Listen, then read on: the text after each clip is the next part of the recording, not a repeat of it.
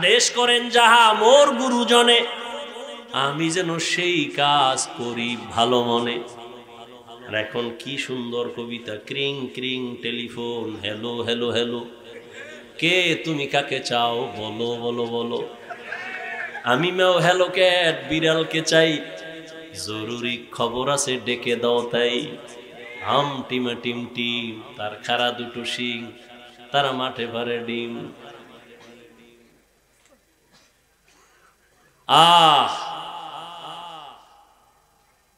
আল্লাহ হেদায়াত দান করেন। জমিনের মধ্যে শ্রেষ্ঠ আদব শিখাইছেন আমার নবী। নবী কি শিখাইছেন আমার আল্লাহ? নবী বলেন, قال رسول الله صلى الله عليه وآله وسلم أدبني ربي فأحسن تأديبي وعلمني ربي فأحسن تعليمي। আল্লাহ আমাকে আদব শিখাইছেন, আল্লাহ আমাকে তালিম দিছেন, তরবিয়ত দিছেন, কতই না সুন্দর। আঙ্গুলের নখগুলো কেমনে কাটবা সেখানেও নবীর আদর্শ, জুতা দুইটা কেমনে পরবা সেখানেও নবীর আদর্শ আদব, পানির গ্লাসটা কেমনে ধরবা সেখানেও নবীর সুন্নাত, নবীর আদর্শ এখনো যারা মানবে তাদের সম্মানও থাকবে, ঈমানও থাকবে। এজন্য রে যুবক, আল্লাহ তাআলা 4 গুণওয়ালা মানুষের জন্য জান্নাতের কথা বলছেন। শুরুতে আসরের শপথ করছেন। আসর বড় দামি একটা সম্পদ। আসর শব্দটা দামি একটা সম্পদ। বলে কি? বলে আসর মানে সময়। 25টা অর্থ আছে আসরের, আমি শুধু একটা শব্দের অর্থ বলে বিদায় নিচ্ছি। আসর মানে কি? সময়। তার মানে কি? সময়ের শপথ। তো সময়ের শপথ করলেন কেন? বলে সময় বড় দামি। দিন রাত মিলে 24টা ঘন্টা একটা দিন রাতের সময়ের প্যাকেট করা গোটা পৃথিবী।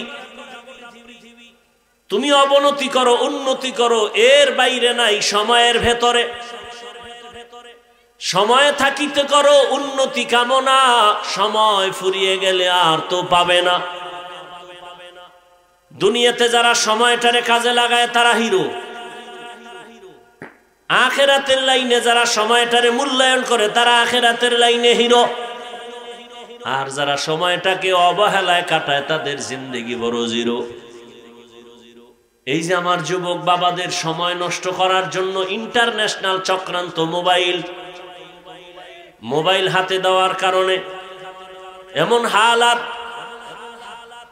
জীবনে রাতের ঘুম হলো শরীরের মহা ঔষধ, মোবাইলের কারণে রাতের ঘুম জবাই হয়ে গেল। সারা রাত গুনাহ দেখতে দেখতে চেহারার পাওয়ার নাই, নূর নাই, উজ্জ্বলতা নাই, আলো নাই। এই মোবাইলের কারণে লেখাপড়া ধ্বংস, চরিত্র ধ্বংস, কিডনি দুর্বল, ব্রেন দুর্বল, হার্ট দুর্বল। এই মোবাইলের কারণে চোখের পাওয়ার কম, কানের পাওয়ার কম। এই মোবাইলের কারণে কত সন্তান মায়ের সাথে বেয়াদবি, বাবার সাথে বেয়াদবি, শিক্ষকের সাথে বেয়াদবি, আলেমের সাথে বেয়াদবি। এই একটা মোবাইলের কারণে কত সন্তান মায়ের টাকা চুরি করে, বাবার টাকা চুরি করে, মা বাপ না দিলে বন্ধুর পকেট মারে, তারাও যদি না দেয় দোকানে চুরি করে। এই শেষ পর্যন্ত মোবাইলে কি করে? বলে সাদা কাফনের লাশ বানায় দেয়। লেখাপড়াও ধ্বংসের পথে এই মোবাইলের কারণে। কিন্তু এরপর আমরা আশা হারাই না কেন? আবার কিছু ভাবে তাকায় দেখি এই যুবকদের মাঝে আবার এমন কিছু যুবক আছে পাগড়িওয়ালা, বড় দাড়ি, বড় জামা, মনে হয় মসজিদের খতিব। এই যুবক বাবা করো কি? বলে ঢাকা কলেজে পড়ি, জাহাঙ্গীরনগরে পড়ি। তোমার এই সুন্দর রং কেন? বলে মা বাবার দোয়া আর আলেম ওলামাদের নেক নজর লাগাইছি। ও যুবক, বলো তোমার মতো যুবক স্কুলে পড়ে, কলেজে পড়ে, চাকরি করে, ব্যবসা করে, 5 বেলার নামাজি নাই? তোমার বিবেকটাকে জিজ্ঞাসা করো তুমি কেন পারবা না? তোমার কপালে কার অভিশাপ লাগছে বলো বাবা? তোমার মতো যুবক র‍্যাব, আর্মি, পুলিশ, বিডিআরের চাকরি করে দাড়িওয়ালা নামাজির অভাব নাই। আমরা জেনে শুনে বলতেছি, তুমি কেন পারো না? তোমার মতো যুবক ওসি, ডিসি, এসপি নামাজ পড়ে দাড়িওয়ালা, ডাক্তার, প্রফেসর, ইঞ্জিনিয়ার নামাজি দাড়িওয়ালা অভাব নাই। বলো তুমি কেন পারো না? তোমার মতো যুবক রাস্তায় গাড়ি চালায় নামাজি অভাব নাই, তুমি কেন পারো না? নদীর মধ্যে মাছ ধরে নামাজ ছাড়ে না, তুমি কেন পারো না? ময়দানে কৃষি কাজ করে গামছা বিছায় নামাজ পড়ে, তুমি কেন পারো না? বলো, যদি বলতে পারো আসলে আপনারা ভুলে আছেন, আমরা সঠিক, যদি বুঝায় দিতে পারো একটা দলিল দিয়ে, তো আমি এক্ষণ দাড়ি কেটে ফেলবো, নামাজ রোজা বাদ, প্যান্ট শার্ট টাই লাগায় তোমাদের সাথে নাচ গান করব। আর যদি যুবক বাবারা বলো, না হাফিজ ভাই আমরাই ভুলে আছি, শয়তানের ধোকায় পড়েছি, আপনারাই সঠিক পথে আছেন, তাহলে তোমার সাথে দ্বন্দ্ব নাই, গালি নাই, বরং বিনয়ের সাথে বলছি, যুবক বাবা দুইটা পা গায়ে দাও, আমি পায়ে ধরে বলি, আর দাড়ি কাটিয়ে আমার নবীরে কষ্ট দিও না। আরে মানুষের তো একটা শখ থাকে, নাচ গান দেখলে জানি কি মজা, পার্কে গেলে জানি কি মজা। ওরে আমাদের তো সেই মজা অনুভূতি এখনো আছে, কিন্তু পারি না, যাই নাই। আর তুমি তো গেছো, এরপরও কি ফিরবা না? কতবার পার্কে ঘুরছো, কতবার দাড়ি কাটছো, নামাজ ছাড়ছো, বেপরদায় চলছো, এখনো কি তোমার আশা মিটে নাই? আর কতদিন পার্কে ঘুরলে তোমার আশা মিটবে? তারপরে তওবা করবা বলো। আর কত রাত মোবাইলে কবিরা গুনাহ দেখার পরে তোমার আশা মিটবে? তারপরে তওবা করবা বলো। আর কতদিন অন্যায় করবা বলো? দাড়ি কাটলে আশা মিটবে, তারপরে তওবা করবা বলো। এবং এটাও বলো, তোমার হায়াতের আর বাকি আছে কয়দিন? গাড়ির নিচে যুবকের লাশ, পানির নিচে যুবকের লাশ, ঘুমের বিছানায় যুবকের লাশ, করোনায় যুবকের লাশ, ছাত্র জনতার আন্দোলনে যুবকের লাশ। এমন একটা দিন নেই যুবকের লাশের খবর নাই। হেদায়েতের মালিক আমার আল্লাহ, সময়টারে কাজে লাগাও, কাজে লাগাও। দুনিয়ার লাইনে ডাক্তার হও। তোমার কে কয় হুজুর হইতে? আমগো দেশে হুজুরের অভাব, তো তোমার স্কুল থেকে হুজুর হইতে আসতে হবে কারণ কি? কে বলছে তোমার এই বুদ্ধি? কে দিছে আন্দাজি? আমার দেশে হুজুরের অভাব নাই, মাওলানার অভাব নাই, মুফতির অভাব নাই, মুহাদ্দিসের অভাব নাই, বক্তার অভাব নাই, পীরের অভাব নাই, মুরিদের অভাব নাই, তাবলিগের অভাব নাই। আমার দেশে ডাক্তারের অভাব, ইঞ্জিনিয়ারের অভাব, প্রফেসরের অভাব। ডাক্তার আছে টুকটাক, অধিকাংশই ডাকাত। ডাক্তার হও, ইঞ্জিনিয়ার হও, প্রফেসর হও, সাংবাদিক হও, তবে দাবি আমার ছোট একটা করে গেলাম, বেয়াদব হইবা না, অনুরোধ। বেয়াদব মার্কা ডাক্তার হলে তাসনিমা নাসরিনের মতো জুতা খায়া পালাবি। আহমদ শরীফ বেঈমানের মতো প্রফেসর হয়ে লাভ নাই। ঢাকা কলেজের প্রফেসর আহমদ শরীফ, ওর কপাল এত খারাপ যে মরণের পরে কবরও হয় নাই। কেউ যে জিয়ারত করবে এই কপালও আর নাই এই বেঈমানের। এমন প্রফেসর আমরা চাই না, এমন ডাক্তার চাই না। তুমি ডাক্তার হও, ইঞ্জিনিয়ার হও, দোয়া করি। তুমি প্রফেসর হও, তুমি সাংবাদিক হও, তুমি একজন ব্যবসায়ী হও, তুমি একজন ভালো চাকরিজীবী হও, তবে আদব নিয়ে চলো, আদর্শ নিয়ে চলো। মা বাবার দোয়া নাও, শিক্ষকের দোয়া নাও, আলেম ওলামার নেক নজর নিয়ে চলো। মা বাবার বরদোয়া যদি লেগেই যায়, জীবনটা পঙ্গু হয়ে যাবে, কান্না করেও আর রাস্তা খুঁজে পাবি না। শিক্ষকের যদি বরদোয়া তোর কপালে লাগে, শিক্ষা জগৎ থেকে হারায় যাবি। আলেমের বরদোয়া যদি তোর কপালে লেগেই যায়, চরিত্রের জিন্দেগি আর খুঁজে পাবি না রে বাবা। এখনো সময় আছে, তওবা করে নাও। মনটারে একটা কথাই বুঝা যে হাফিজ ভাই তো বলে না হুজুর হও। ওরে আমার মতো যুবক যদি জেনারেল লাইনে থাইকা নামাজ পড়ে, আমি কেন পারি না? আমার মতো যুবক জেনারেল লাইনে থাইকা যদি নামাজ পড়ে, দাঁড়িয়ে রেখে চাকরি করে, ব্যবসা করে, লেখাপড়া করে, আমি কেন পারবো না? আজকে থেকেই তৈরি হয়ে গেলাম। মনে মনে আমার আল্লাহকে ডাইকা ডাইকা বল, শুনানো লাগবে না, মনে মনে বল, আল্লাহ এই ময়দানে মনে হয় আমি গুনাহগার, জীবনে তো কম দাড়ি কাটি নাই, কম নামাজ সারি নাই, বেপরদায় কম চলি নাই, আজকে থেকে তওবা করে নিলাম। মা বাবার দোয়া নিয়ে চলবো, শিক্ষকের দোয়া নিয়ে চলবো, ওলামায়ে কেরামের পরামর্শ নিয়ে নবীর তরিকায় চলবো। ও পর্দার আড়ালের মা বোনেরা, আপনার মতো কত মা কত বোন এখনো আছে পর্দা করে, স্বামীর মাল হেফাজত করে, মোবাইলে সময় নষ্ট করে না। যাদের সন্তান আছে সন্তানগুলো আদর্শওয়ালা বানানোর চেষ্টা করে, মেহনত করে। এরে আম্মা জানেরা, আপনার মতো কত মা এখনো আছে পর্দা করে, স্বামীর মাল খেয়ানত করে না, নামাজ ছাড়ে না। আপনি কেন পারবেন না? কয়দিন আর দুনিয়ার এই রং তামাশা, সাদা কাফনের প্যাকেট হয়ে কবরে যাবেন, সন্তান কোনো দিন আর আপনার কাছেও যাবে না। এখনো সময় আছে, তওবা করে নেন। আর নামাজ ছাড়বেন না, আর বেপর্দায় চলবেন না, আর স্বামীর মাল খেয়ানত করবেন না, সন্তানগুলো আদর্শওয়ালা বানায় যাবেন। ও যুবক বাবারা, তওবা করো। জীবন চলিয়ে গেল, আর নামাজ ছাড়বা না, বেপর্দায় চলবা না, দাড়ি কাটবা না, মা বাবার সাথে বেয়াদবি করবা না। ওলামায়ে কেরামের দোয়া নিয়া, শিক্ষকের দোয়া নিয়া নবীর তরিকা মেনে চলবা। মরিয়া গেল, আর কোনোদিন নবীর তরিকার বাহিরে চলবা না।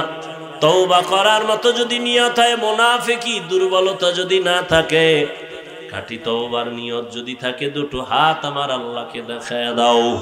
আয় আল্লাহ, হাতগুলো কবুল করে নেন, তওবা কবুল করে নেন, তওবার উপরে মজবুত হইয়া চলার তৌফিক দান করেন, আমিন। আলহামদুলিল্লাহি রাব্বিল আলামিন, ওয়াসসালাতু ওয়াসসালামু আলা সাইয়্যিদিল আমবিয়াই ওয়াল মুরসালিন ওয়া আলা আলিহি ওয়া আসহাবিহি আজমাইন। ইয়া আরহামার রাহিমিন, ইয়া আরহামার রাহিমিন, ইয়া আরহামার রাহিমিন। রব্বিরহামহুমা কামা রাব্বায়ানি সগীরা। আল্লাহুম্মা ইন্নাকা আফুউন কারীম তুহিব্বুল আফওয়া ফা'ফু আন্না। আল্লাহুম্মা ইন্না নাসআলুকা রিযাকা ওয়াল জান্নাহ ওয়া নাউযু বিকা মিন সাখাতিকা ওয়ান নার। ইয়া আল্লাহ, মাহফিল কবুল করে নেন। আয়োজনকারী আমার যুবক বাবারা, প্রবাসীরা, সবাইকে কবুল করে নেন। আয় আল্লাহ, এলাকায় শান্তি দান করেন। আয় আল্লাহ, সারা দুনিয়াবাসীকে মাফ করে দেন। আয় আল্লাহ, প্রবাসে যারা হেফাজত করেন, রুজি রোজগার বরকত দান করেন। আয় আল্লাহ, বাংলাদেশ শান্তির দেশ বানায় দেন, মা বোনদের আবেদা বানায় দেন, সন্তানগুলো নেককার বানায় দেন, আমার কলিজার যুবকদের দিনের খাদেম বানায় দেন। আয় আল্লাহ, যারা লেখাপড়া করে পরীক্ষার্থী কামিয়াবি দান করেন, মাদ্রাসা মসজিদগুলো কবুল করে নেন, অন্যান্য শিক্ষা প্রতিষ্ঠান নবীর আদর্শে কবুল করেন। আয় আল্লাহ, মোবাইলের গুনাহের থেকে আমাদের হেফাজত করেন। আয় আল্লাহ, খাঁটি তওবার উপরে চলার তৌফিক দান করেন, গুনাহের প্রতি ঘৃণা জমায়া দেন, সুন্নাতওয়ালা জিন্দেগি দান করেন, নবীজির রওজা বাইতুল্লাহ জিয়ারতের জন্য কবুল করে নেন। আয় আল্লাহ, সুন্নতের মোহাব্বত আমাদের দান করেন। আয় আল্লাহ, সবার কামাই রুজিতে হালাল ভাবে বরকত বাড়ায় দেন, অভাব দূর করে দেন, ঋণ আদায়ের ব্যবস্থা করে দেন। আয় আল্লাহ, ঈমান আমলের শক্তি বাড়ায় দেন। আমরা যারা হাত তুলেছি, জানি না কার মা নাই, বাবাও নাই, সবার কবর জান্নাত বানায় দেন আল্লাহ। যারা বেঁচে আছেন, হায়াত বাড়ায় দেন, হিংসা দূর করে ইখলাস দান করেন। আয় আল্লাহ, আওয়াজে কথায় রুহানিয়াতে স্পষ্টতা বাড়ায় দেন। আয় আল্লাহ, নবীজির মুহাব্বতে আমাদের কবুল করে নেন।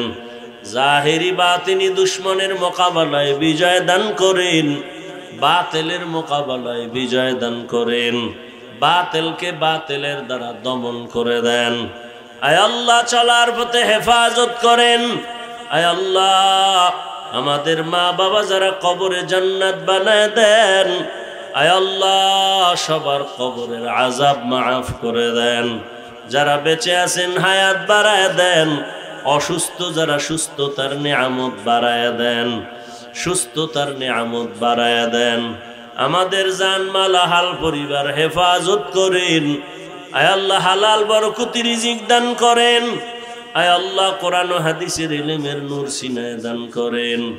ও দয়ার মালিক আদওয়ালা বিনয়ী জিন্দেগি দান করেন। আয় আল্লাহ ঘরে ঘরে সুন্নতের মালা পরায়া দেন। আয় আল্লাহ প্রত্যেক যুবক সবাইকে দ্বীনের খাদেম বানায়া দেন। আয় আল্লাহ ঢাকাতে মাদ্রাসার খেদমত করি কবুল করে নেন। আয় আল্লাহ এই ময়দানে আপনার কত মুহাব্বতের গোলাম, তাদের বরকতে আমাদের মাফ করে দেন। মাদ্রাসার জায়গার অর্থের প্রয়োজন কুদরতের দ্বারা দ্বীনের নিসবতে নবীজির মুহাব্বতে ব্যবস্থা করে দেন। আল্লাহ পেরেশানি দূর করে দেন, দীর্ঘ নেক হায়াত দান করেন, সারা দুনিয়ায় খেদমতের জন্য কবুল করে নেন। নবীজির মুহাব্বতে আমাদের সকলের দোয়া কবুল করে নেন। সাল্লাল্লাহু তাআলা ওয়া আমিলুস সালিহাত।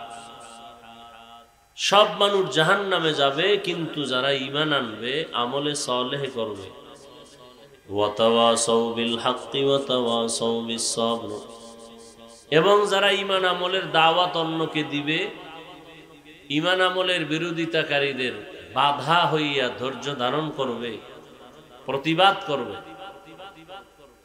এই গুণে গুণান্বিত যারা, এরা ছাড়া বাকি সব জাহান্নামে যাবে। হাদিস নবীজি বলেন, কুল্লু উম্মতি ইয়াদখুলুনাল জান্নাতা ইল্লা মান আবা, সব উম্মত জান্নাতে যাবে, কিন্তু যারা আমি নবীকে মানে না তারা যাবে না। কিলা মান আবা, সাহাবায়ে কেরাম প্রশ্ন করলেন, ইয়া রাসূলুল্লাহ আপনাকে মানে না তারা কারা? নবী বললেন, মান আতাআনি দাখালাল জান্নাহ ওয়া মান আসানি ফাকাদ আবা। যে আমার অনুসরণ করবে, অনুকরণ করবে, ইতাআত ইত্তেবা করবে, তারা জান্নাতে যাবে। যারা বিরোধিতা করবে তারা আমাকে অস্বীকার করার কারণে জাহান্নামে যাবে। হাদিস থেকে দুইটা কথা 2 মিনিটে শোনাচ্ছি, খেয়াল করেন। নবীজি কি বললেন? সব উম্মত জান্নাতে যাবে, কিন্তু আমি মুহাম্মদকে যারা মানে না তারা, কথা বলেন, তারা যাবে না। কই যাবে ওটা পরের কথা, জান্নাতে যাবে না। সাহাবায়ে কেরাম জিজ্ঞাসা করলেন, নবী আপনাকে অস্বীকার করে, মানে না, তারা কারা?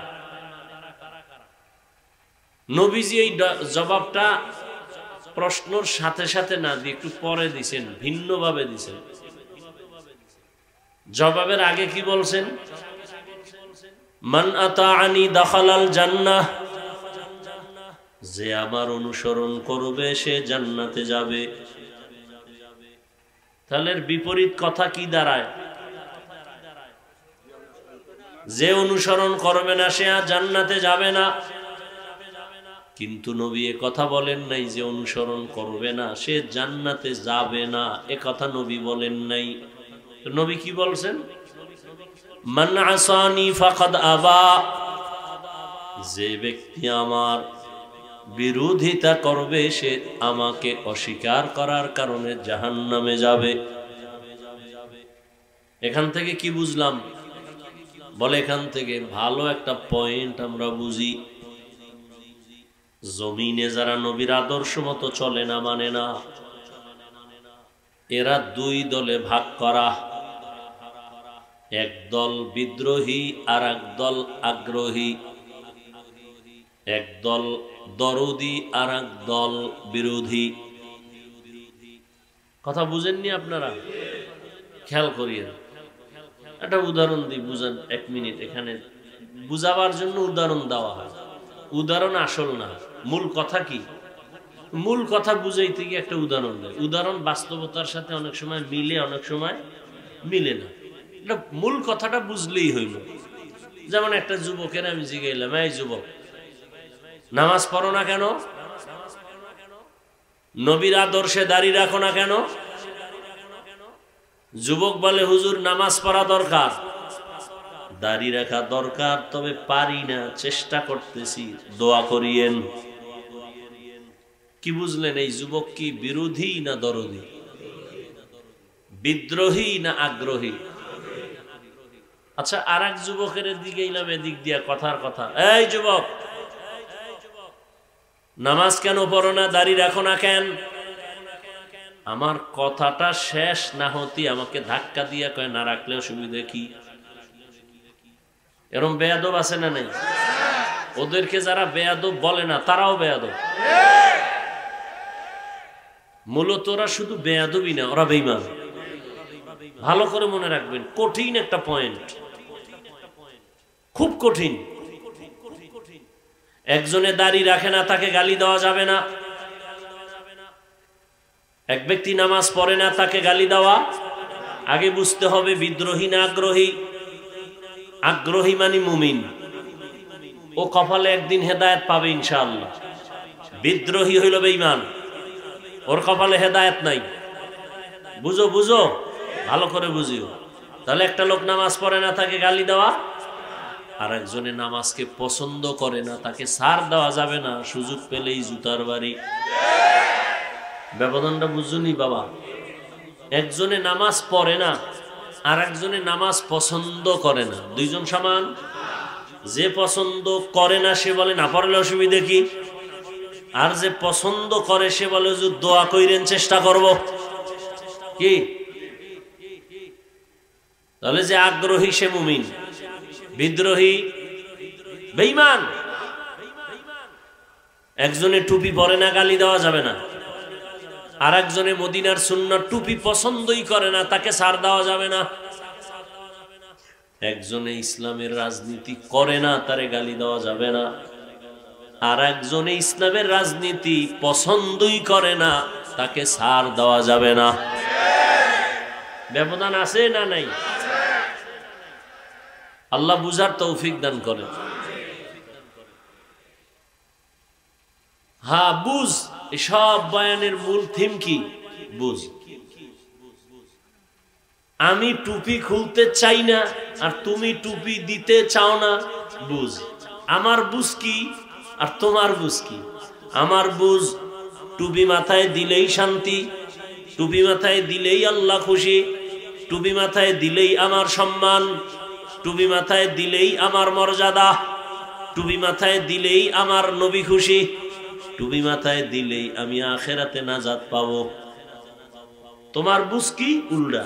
টুপি মাথায় দিলেই মাথা গরম, টুপি মাথায় দিলেই তো মনের ঝাল মিটানো যায় না, টুপি মাথায় দিলেই তো অনেকে বেজার, টুপি মাথায় দিলে স্বাধীনতা থাকবে না। তোমার বুঝ। এ কারণে তুমি টুপি পরতে চাও না, আমি টুপি খুলতে চাই না। আমি দাড়ি কাটতে চাই না, তুমি দাড়ি রাখতে চাও না। আমি নামাজ ছাড়তে চাই না, তুমি নামাজ পড়তেই চাও না। অথচ তোমার আমার পরিচয় এক, তোমার আমার আল্লাহ এক, তোমার আমার নবী এক, তোমার আমার কালেমা এক, তোমার আমার ধর্ম এক, তোমার আমার কাবা এক, তোমার আমার কোরআন এক, নাকি আলাদা? দুনিয়াতে আর সিস্টেম এক কি না? তোমরা লঙ্গি পরে আইছো বিদায় বেলা, তাও এক। তোমারও তিন কাফন, আমারও তিন কাফন। আমার সম্মানে কেউ একটা কাফন বাড়াবেও না। গরিব রিক্সার ড্রাইভার মরে গেলে একটা কাফন কেউ কমাবেও না। কালার আলাদা কি? কে ধনী, কে গরিব, কে আলেম, কে মূর্খ, সবার কাফনের কালার এক। কাফনের উপরে লেখা থাকবে বড় হুজুরের লাশ, এমপি সাহেবের লাশ, লেখা থাকবে। তাই বাহাদুরি সব শেষ। আমি দেখাই বক্তা বক্তা ভাব, তোমার ভেতরে ক্ষমতার ভাব। যতই ভাব দেখাই না কেন, সাদা কাফনের প্যাকেট যেদিন হইবা, সব বাহাদুরি বন্ধ হয়ে যাবে। কোটি টাকার মালিক দেখো, অভাব হয় না দূর, গরিব ঘুমায় আরাম করে, মনটা বাহাদুর। ফেরাউনের লাশটা দেখো মিশর জাদু ঘরে, খায় না মাটি পোকা মাছি সবাই ঘৃণা করে। হৃদয়ে থাকিবে যার নম্রতা সদা, রহমত আসিবে সেথা প্রভুর ওয়াদা। বড়র বাড়াই থাকলে দিলে রহমত আসবে না, নিজেকে নিজে ছোট মনে করিও সদা। উঁচু জমিন থেকে পানি নিচু জমিনে যায়, তেমনি খোদার রহমত আসে নম্রতার হৃদয়। ভোগবিলাসের বাড়ি গাড়ি পরে রবে সব, ভোগবিলাসের বাড়ি গাড়ি পরে রবে সব। থাকতে সময় স্মরণ করো আল্লাহ আমার রব। কে আমাদের রব? ইন্নাল্লাযীনা ক্বালু রাব্বুনাল্লাহ সুম্মা ইসতাকামু ফালা খাউফুন আলাইহিম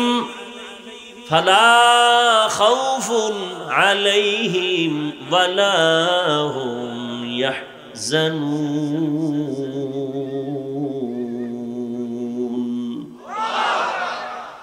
আল্লাহ বলেন, যারা আমাকে রব বলে মেনে নিবে এবং এই কথার উপরে যারা নিজেকে মজবুতি অর্জন করে চলবে, আমি আল্লাহ আমার কুদরতের দ্বারা তাকে বিনা হিসাবে জান্নাতে পৌঁছায় দিব।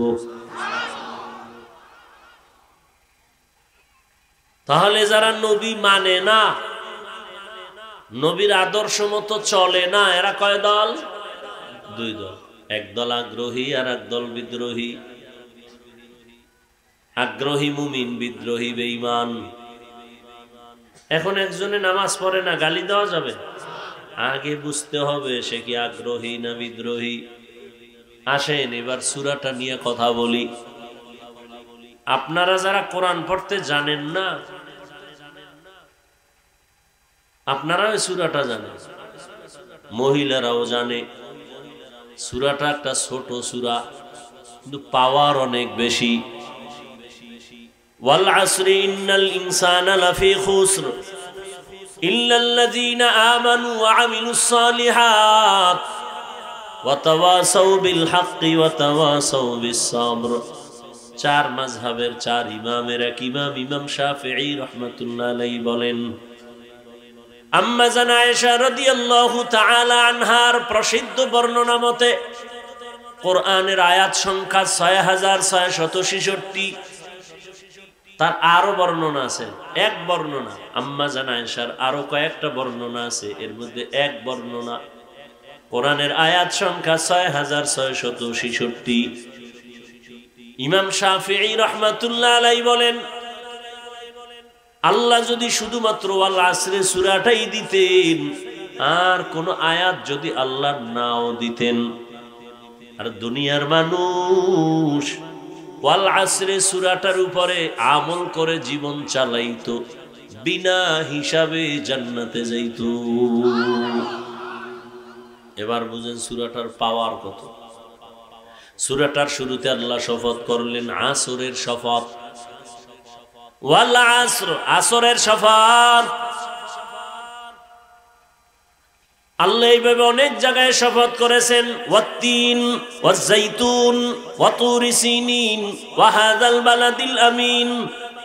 তিনের কসম, যাইতুনের কসম, তুরি সিনার কসম, নিরাপদ শহর মক্কা নগরীর কসম, ওয়াশ-শামসি ওয়া দুহাহা ওয়াল কমারি ইযা তালাহা ওয়ান নাহারি ইযা জাল্লাহা ওয়াল লাইলি ইযা ইয়াগশাহা ওয়াস সামাই ওয়া মা বানাহা ওয়াল আরদি ওয়া মা তাহাহা ওয়া নাফসিন ওয়া মা সাওয়াহা ওয়াস সামাই যাতিল বুরুজ ওয়াল ইয়াউমিল মাউউদ ওয়া শাহিদিন ওয়া মাশহুদ ওয়াদ দুহা ওয়াল লাইলি ইযা সাজা মা ওয়াদ্দাআকা রাব্বুকা ওয়া মা ক্বালা ইযা ওয়াকাতিল ওয়াকিয়াহ লাইসা লিওয়াকাতিহা কাযিবাহ লা উকসিমু বিয়াউমিল কিয়ামাহ ওয়া লা উকসিমু বিন-নাফসিল লাওয়ামাহ। আল্লাহ বারবার কসম করেছেন অনেক জায়গায়। কেন? আমরাও মাঝে মাঝে কসম করি না? আমরা কসম করি কেন? বললাম ভাই আমার কথাটা এমন, মানি না, বিশ্বাস করি না। বললাম কসম। তার মানে হলো আমাদের কসম খাওয়ার উদ্দেশ্য হলো সন্দেহ দূর করা। আল্লাহর কোরআনে কি সন্দেহ আছে?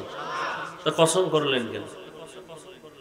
আল্লাহর কোরআন সত্য, দুনিয়ার কেউ মানক আর আল্লাহর কোরআন সত্য, সব সত্য, 100 না যত % হবে এর থেকে আরো বেশি সত্য। চ্যালেঞ্জ দেওয়া, 1500 বছর পর্যন্ত কোরআন খোলামেলা, কেউ সিন্ধুকে তালা মেরে রাখে নাই। এটাকে স্পর্শ করার জন্য কোনো কারো অনুমতি লাগে না।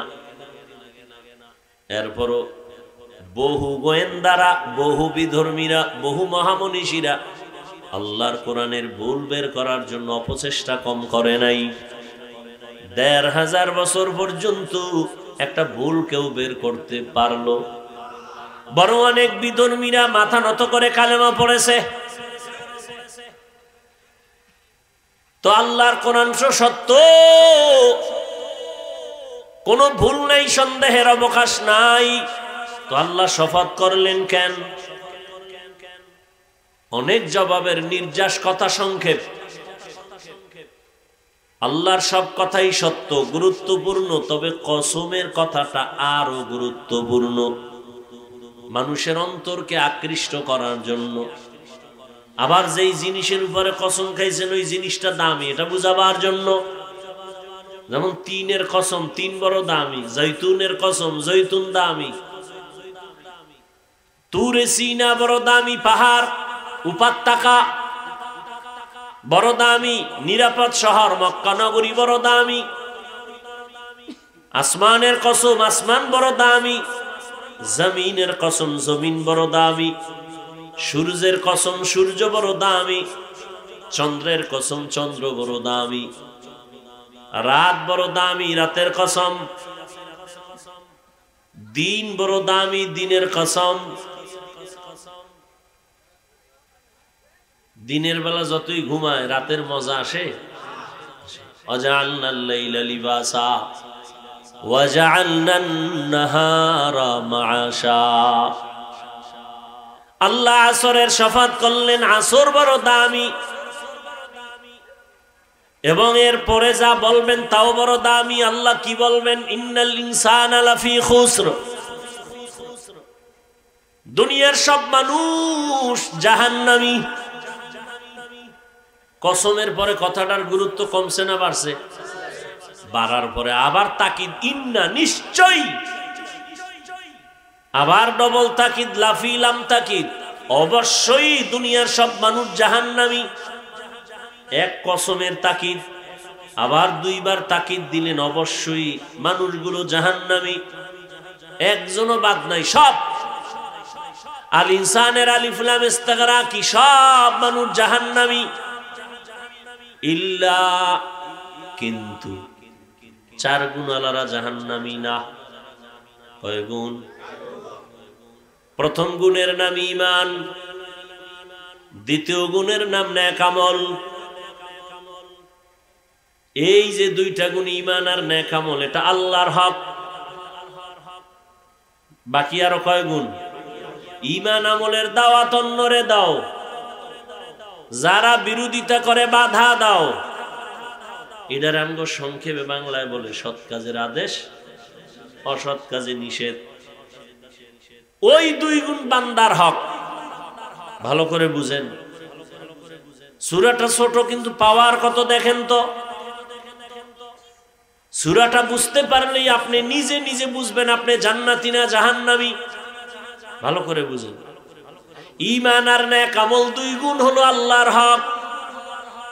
যারা ঈমান আনছেন, আমল করেন, তারা মাত্র আল্লাহর হক আদায়ের পথে আছেন, এখনো কামিয়াব হন নাই। এরপরও যদি অসম্পূর্ণ থেকে থাকে, আল্লাহর হক আল্লাহ মাফ দিয়ে দিবেন। কিন্তু বান্দার হক বান্দা মাফ না করলে ক্ষমা নাই। বান্দার হক বাকি 2 গুণ। তুমি ঈমান আনছো, আমল করতেছো, এই দাওয়াত অন্যরে দাও। যারা বিরোধিতা করে বাধা দাও। অন্যকে আমি সারা সবাই অন্য, কয় সব অন্য না। আমি হাফিজুর রহমান এক ব্যক্তি, আপনারা শ্রোতা আমার অন্য। আমি বাবা, বাবা হিসাবে আমার অন্য, আপনারা না। আমার অন্য আমার সন্তান। স্বামী হিসাবে অন্য স্ত্রী। এই যে একটু আগে আয়াত পড়ছি না, আল্লাহ বলছেন ইয়া আইয়ুহাল্লাযীনা আমানু কু আনফুসাকুম ওয়া আহলিকুম নারা। মুমিন তুমি নিজেকে জাহান্নাম থেকে বাঁচাও, তোমার আহালকে বাঁচাও। মা বাবার জন্য সন্তান আহাল, স্বামীর জন্য স্ত্রী আহাল, শিক্ষকের জন্য ছাত্র আহাল, ইমাম ও খতিবের জন্য মুসল্লিগণ আহাল, মেম্বরের জন্য ওয়ার্ডের মানুষ আহাল, চেয়ারম্যানের জন্য ইউনিয়নবাসী আহাল, সরকার প্রধানের জন্য দেশবাসী আহাল, ওলামায়ে কেরামের জন্য গোটা উম্মতে মুহাম্মদী হলো আহাল। মা বাবা জাহান্নাম থেকে নিজে বাঁচো, সন্তানের বাঁচাও। স্বামী তুমি আগে জাহান্নাম থেকে বাঁচো, তোমার আহাল স্ত্রীকেও বাঁচাও। শিক্ষক জাহান্নাম থেকে আগে তুমি বাঁচো, তোমার আহাল ছাত্রকে বাঁচাও। ইমাম ও খতিব তুমি জাহান্নাম থেকে বাঁচো, তোমার আহাল মুসল্লিকে বাঁচাও। মেম্বার সাহেব তুমি আগে বিড়ি টানা ছাড়ো, তারপরে উম্মতের তোমার ওয়ার্ডের মানুষের বিড়ির বিরুদ্ধে বুঝাও। তুমি মদ খাবা আর মানুষের খাবা, বিড়ি খাইস না, হবে? ইয়া আইয়ুহাল্লাযীনা আমানু লিমা তাকুলুনা মা লা তাফআলুন। নিজে পর্দা করি না, অন্যের পর্দার ওয়াজ করলে কাজ হবে না। এই জন্য পর্দার বয়ান চলতেছে, চলে না। পর্দার বয়ান তো নাই, ওই টুকটাক যারা করি এত রিয়াকশন হয়, অ্যাকশন হয় না কেন? নিজেই ঠিক মতো পর্দা করি না কেন? আমি মামতো ভাই, চাচতো ভাই, ফুফাতো ভাই, চাচা চাচির সাথে কোনো দেখা সাক্ষাৎ আমি হাফিজুর রহমান করি না। একজনে কানে কানে কয়, হাফিজ ভাই তুমি সারা রাত মোবাইলে দেখোনি, তখন পর্দা কই? জিন্দেগি মে বন্দেগি তু করনা হে, जिंदगी में बंदगी तू करना है, जिंदगी बे बंदगी शर्मिंदा है, जिंदगी बे बंदगी शर्मिंदा है। यहाँ हम सब मुसाफिर दिल ना लगा, अहले दिल की नजर से रूह करता जा। यहाँ हम सब मुसाफिर दिल ना लगा, अहले दिल की नजर से रूह करता जा। शाह दौलत सब फकीर गर नेक नहीं, शाह दौलत सब फकीर गर नेक नहीं, जिंदगी में बंदगी तू करना है, जिंदगी में बंदगी तू करना है, जिंदगी बे बंदगी शर्मिंदा है, जिंदगी बे बंदगी शर्मिंदा है। আসরের শফাত করে আল্লাহ বলেন সব মানুষ জাহান্নামে যাবে। কয় গুণওয়ালারা যাবে না? 4 গুণওয়ালারা যাবে না। এর মধ্যে প্রথম 2 গুণ আল্লাহর হক, ঈমান আর নেক আমল। ঈমান আমলের দাওয়াত অন্যকে দেওয়া বান্দার হক।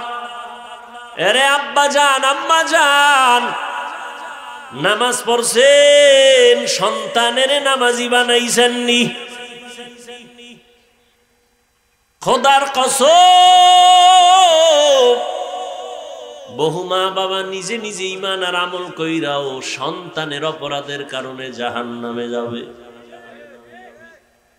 কিয়ামতের ময়দানে আল্লাহ জিজ্ঞাসা করবেন, এই সন্তান, নামাজ পড়ছো পড়ি নাই, রোজা রাখছো রাখি নাই, হালাল খাইছো খাই নাই, কেন? বলবেন না, আমার কোনো দোষ নেই, সব আমার মা বাবার কারণে। সূরা আহজাব 69 নাম্বার 67 নাম্বার আয়াত। সন্তান বলবে কি মা বাবার বিরুদ্ধে? রব্বানা ইন্না আতা'না সাদাতানা ওয়া কুবারানা ফাআদাল্লুনাস সাবিলা। আমার মা বাবা বেনামাজি বানাইছে। আমার আম্মা মাঝে মাঝে কইতো, রোজার মাস আইছে, একটু সাহারি খায় রোজা রাখ। আব্বা জানে ধমক দিয়ে কইছে, রোজা রাখাস না, চেহারাটা নষ্ট হয়ে যাবে। দরদি বাবা, ওই বাবারে জিজ্ঞাসা করতে মনে চায়, এই বাপ নামের কলঙ্ক, রোজা রাখতে দাও নাই সন্তানের, চেহারাটা নষ্ট হবে। ওই সন্তান সারা রাত দরওয়াজা জানালা বন্ধ করে মোবাইল চালাইয়া কবিরা গুনাহ করে করে করে করে চেহারা নষ্ট করলো। বল, এই চেহারা ভালো করবা কোন বিউটি পার্লারে গিয়া?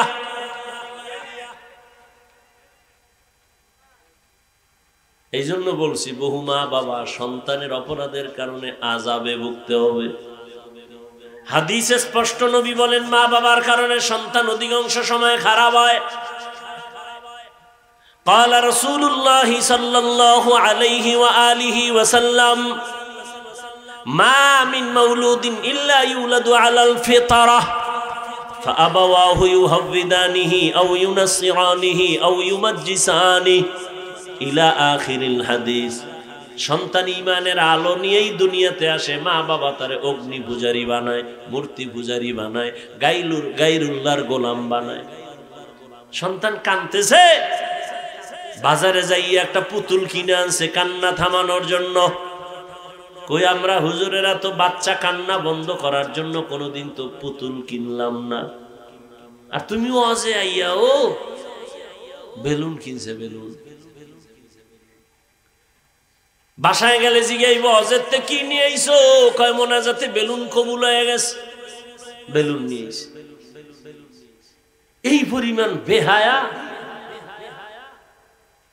যে আল্লাহর মোহাব্বতে বেহেশতের বাগানে এসে যাওয়ার সময় একটা প্লাস্টিকের মাছ কিনে যায়, এটার কান্দে লয়ে ঝুলাইতে ঝুলাইতে যায়, তো বেলুন কিনেন। হেদায়াত কি হবে? ওয়াজ উপলক্ষে মার্কেট, বেলুনের দোকান, খেলনার দোকান, সেখানে আবার মেয়েরা ঢুকতেছে, যুবক ঢুকতেছে বেপরদায়। ওয়াজ উপলক্ষে এই সুবর্ণ সুযোগ হেলায় হারাইও না। ওখানের এই কবিরা গুনার দায়ভার কারা নিবে? ওয়াজ উপলক্ষে দোকান কেন? খেলনার দোকান কেন? বেলুনের দোকান কেন? সেখানে আবার বেপর্দা নারী পুরুষ ঢুকবে কেন? তামাশা চলতেছে। আল্লাহ হেদায়াত দান করো।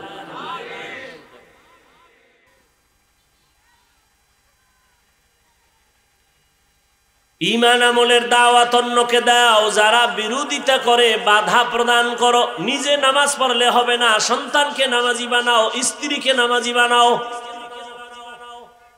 কই হুনে না, সন্তানেরে কয় না, জায়গা মতো সময় মতো কও নাই, শুনবে কেন? জায়গা মতো কেমনে? দুনিয়াতে যেদিন আসছে তোমার সন্তান, ওই দিন ডান কানে আজান দিছিলানি?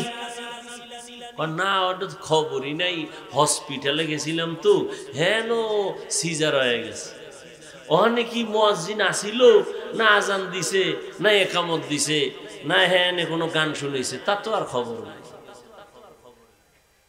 দুনিয়াতে সন্তান আসার পরে বাম কানে একামতের আওয়াজ শুনাইছিলানি? সন্তানের 7 দিনের দিন চুল কেটে ভালো একটা নাম রাখছিলানি? চুল কাটা হইছিল, কিন্তু নামটা মেরা টেনশন ছিল। নাম তো অনেকজনে রাইখা দিছে, একজনে রাখছে সবুজ, আর একজনে গম্বুজ, একজনে রাখছে হাসি, আর একজনে খুশি। হৃদয় নাম রাখছে নদী। কি ইসলামের নামের এত দুর্বল? সারা দুনিয়া ঘুরে দেখ, কোন বিধর্মীর বাড়ি একটা আব্দুর রহমান নামে ছেলে আসেনি, রহিমা নামে মেয়ে আসেনি। সারা দুনিয়ার বিধর্মীরা কোনদিন ইসলামী নাম রাখলো না, তুমি কেন এত বেহায়ার মতো বেঈমানের নাম রাখলা? অথচ রসুলের সহিহ হাদিস, একটা নামের বরকতে কিয়ামতের দিন বান্দা জান্নাতে যাবে। হায়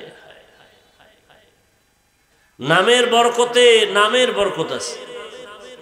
একজনের নাম ওমর, খালি গরম, আর একজনের নাম আবু বকর, খুব নরম।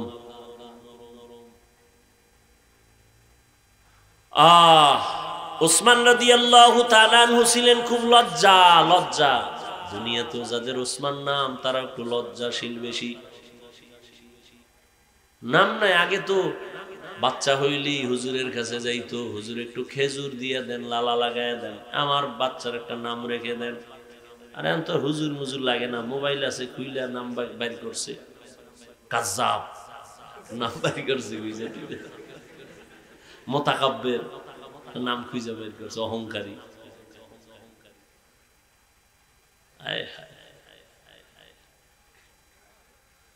আল্লাহ। ওমরে ফারুকের খেলাফত কালে এক বাবায় গিয়া বিচার দিছে, সন্তান আমার হক আদায় করে না।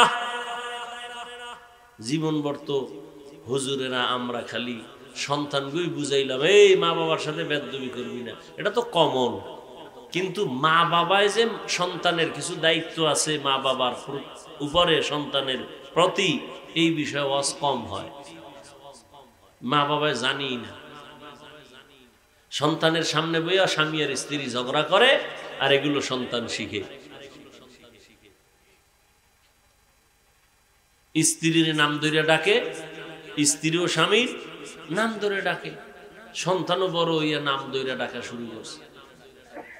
ফ্রি মাইন্ড চলতেছে, বাধা দিলে বলবে ডোন্ট মাইন্ড, ব্যাস নাম ধরে ডাকে। বউ স্বামীরে ডাকে, এই হৃদয়ের দিকে আসো, হৃদয় বউয়ের নাম ধরে ডাকে, বেবি এদিকে আসো।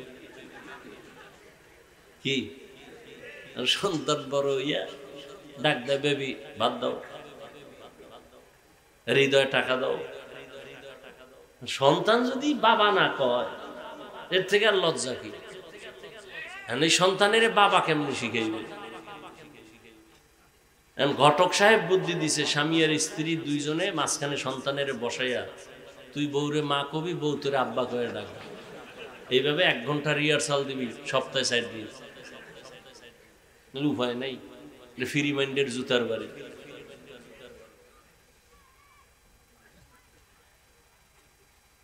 বাবাই বলে সন্তান আমার হক আদায় করে না। ওমর তো ওমর, এক চাটিয়া কথা শোনা যাবে না, ডাকো সন্তানের। বিবাদীরে ডাক দাও, আসামিরে ডাকো। ছেলে আইসা হাজির, এই ওমরের কথার আগে তরবারি রেডি, তুই বাবার হক আদায় করো না কেন বল। ছেলেটা দুর্বল হয় বলে, খলিফাতুল মুসলিমিন, আমার প্রতি আব্বাজানের কোনো হক আসেনি। আছে তো, আমি জানতে পারিনি। পারো তো, বলবেন। বলে হাসন, 1 নাম্বার হক, প্রত্যেক বাবা ঘরে একটা ভালো মা আনবেন। ছেলে বলে, আমার আব্বা ভালো মা ঘরে আনেন নাই, পর্দাশীলা নারী আনেন নাই, ঘরে আনছে ডানা কাটা হরি। এ ঘরে ঢুইকেই খালি ডানা কাটে। ফট কইরা কয়, তোর মায়ের ডানা ভালো না, কেটে ফেল। কয়েকদিন পরে কয়, তোর বাবার ডানাও খারাপ, ও তো মগা, কি করবো? আবার ওই যৌতুকের নামে পায়খানা খাইছে না। হোর বাড়িতে বিদেশ যাওয়ার বিশাল হয়েছে, আর কপালে ঠাডা পড়ছে, বিদেশ যাওয়াই লাগবে। বিয়ে করে বিদেশ, তো বউ লয়ে যাবি, কয় না। তো থুয়ে যাবি কার দ্বারে, কে দেখতে, কয় ছোট ভাই তোর পাহারা দিবি। ঘরে ঘরে জিনা জিনা জিনা জিনা চলতেছে। ঘুমের মধ্যে ঠাডা পড়তো, আল্লাহর কসম ঘুমের মধ্যেই ঘরের মধ্যে ঠাডা পড়তো। কেন পড়ে না? ঘুমের মধ্যেই চেহারা শুকর হয়ে যাইতো। শুধু মুহাম্মদের উম্মত হওয়ার কারণে এগুলো হয় না।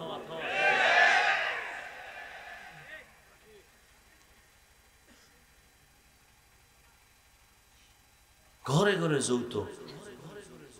নরসিংদী নেই,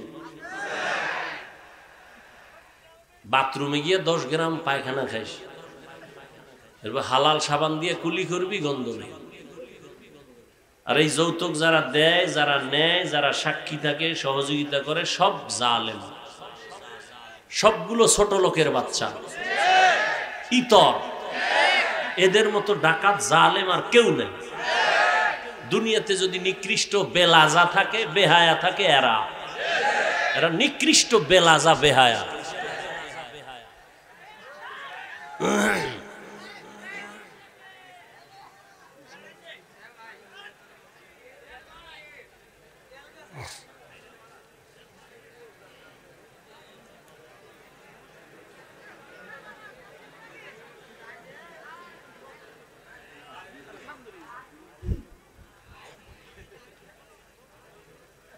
আল্লাহ, রাগ করতেছেন?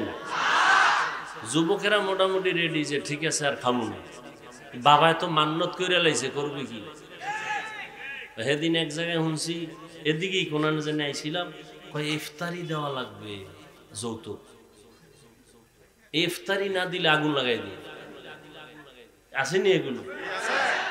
এই জন্য আমি মাঝে মাঝে কই, ও পিসাবের মুরিদ, ও তাবলিগওয়ালা, ও হাজি সাহেব, তোমার ইমানের পাওয়ার কত? টের পাওয়া যায় মাইয়া ভোলার বিয়ার সময়।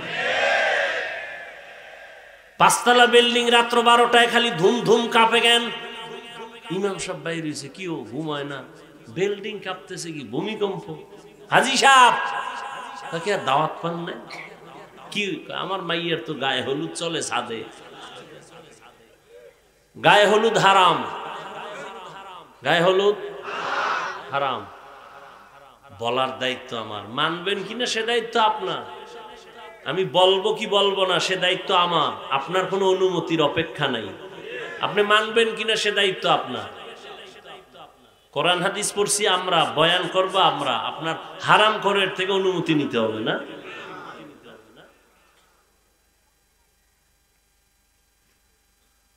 ওমর বললেন, 1 নাম্বার ভালো মা ঘরে আনতে হবে।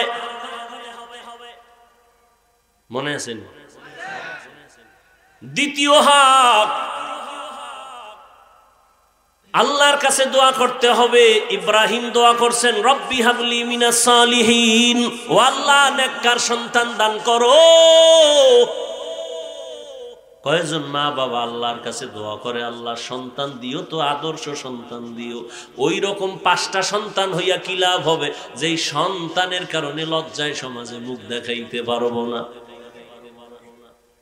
সন্তান একটা হোক, কবি নজরুলের মতো সম্মান উঁচু করে ফেলবে মা বাবার। কালা জাহাঙ্গীরের মতো সন্তান হয়ে লাভ নেই। আল্লাহ হেদায়াত দান করুন। ওমরে ফারুক বললেন, আমার আব্বাজানের পক্ষ থেকে আর কি বলে ভালো নাম রাখবে? নাম রাখে নাই ভালো, না এখানেও বাবা ফেল, আমার নাম রাখছে জরুল। যেমন আমগো বাংলায় রাখে জুয়েল, কোয়েল, দোয়েল, রাখে না? আর কত নাম এটি মুখে আনলে লজ্জা লাগে। আর কত নাম, একজনের নাম রাখছে বিপদ, ছেলের নাম বিপদ। তো যখন ডাক দিছে এই বিপদ, পিছনে 3 জনে কি আমগো তো মহাবিপদ।